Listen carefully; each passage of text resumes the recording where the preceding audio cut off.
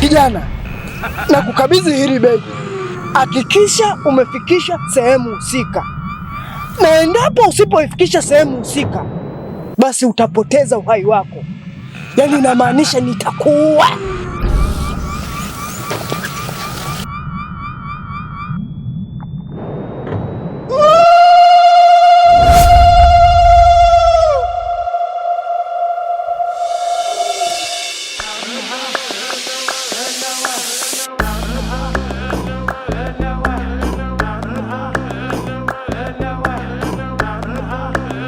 Wewe kijana,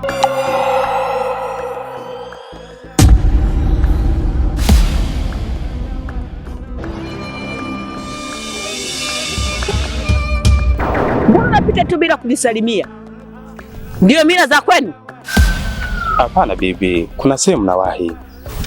Sasa uko unakokwenda kuna njia hizi mbili, kuna mkono wa kushoto na mkono wa kulia.